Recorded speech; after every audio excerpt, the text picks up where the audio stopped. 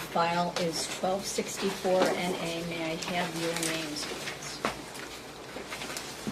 Good afternoon, Your Honor. Roger Farina on behalf of the maternal grandmother, Ms. Debbie Williams. Good afternoon, Mr. Farina. Debbie Williams, Sanaya's maternal grandmother. Thank you. Good afternoon. A week ago, the court ordered a home study on Ms. Williams. If one had not already been done, as Ms. Richards testified, one was done in Malik Tucker's case. Ms. Snyder did another one for somewhat similar reasons. Both home studies, as I read them, were denied.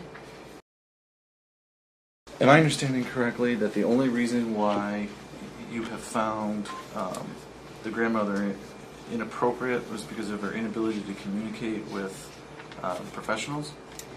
I wouldn't. It's not just her inability to communicate. I think her communication style is very aggressive. She refers to the children as being kidnapped. Their removal. She has a lack of understanding of why the children were removed in the first place.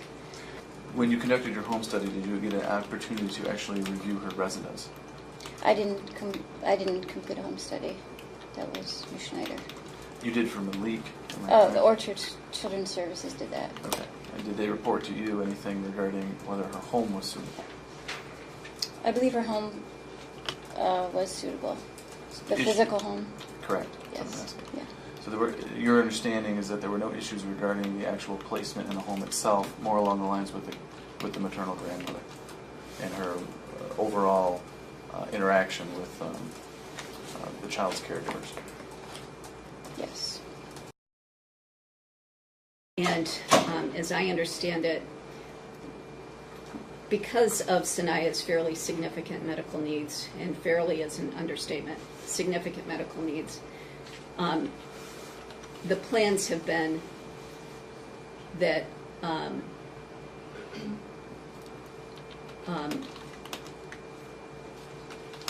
it has simply been unreasonable for very many people to come up to speed with care of Sanaya.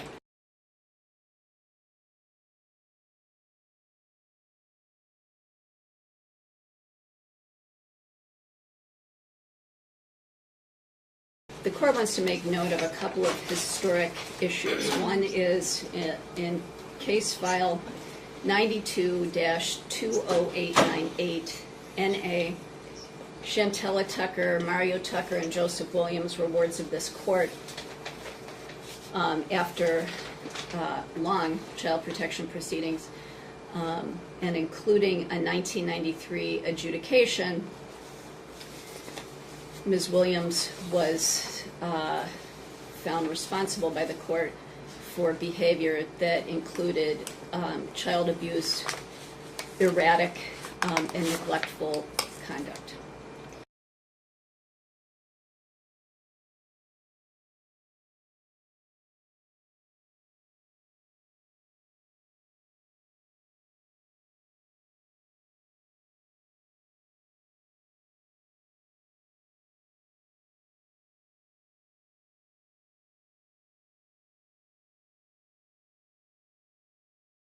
At the origin of this proceeding, a guardianship case was commenced in Wayne County fraudulently, and on the basis of that fraud, the judge who issued the guardianship, which granted guardianship to Debbie Williams by Chantella Tucker, set it aside.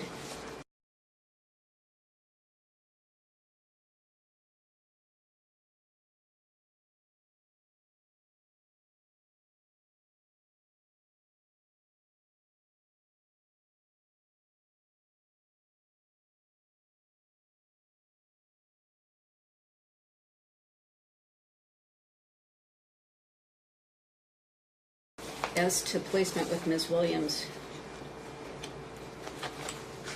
there would be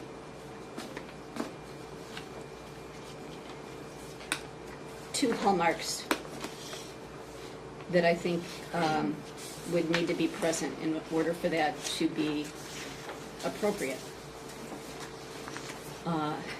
First, the court would have to be convinced that Sanaya would be safe in her care. And based on the home studies, as well as the court's history with Ms. Williams and the adjudicated child protection case, the court could not find that Sanaya would be safe in the care of Ms. Williams. In addition to her safety, there would have to be cooperation, at least so far as this was proposed to be a placement for the duration of child protection proceedings. And it is certainly clear that Ms. Williams would not be cooperative. Ms. Schneider's home study seemed to indicate that Ms. Williams was duplicitous even about the unit number she resided in at her apartment complex.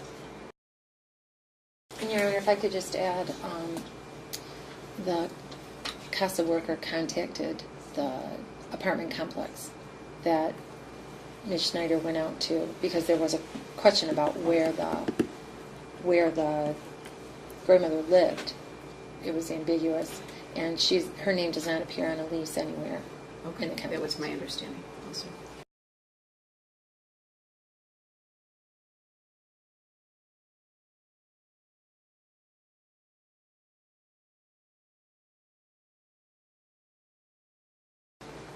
So placement with Ms. Tucker is denied, and we'll proceed with the hearing on the supplemental petition.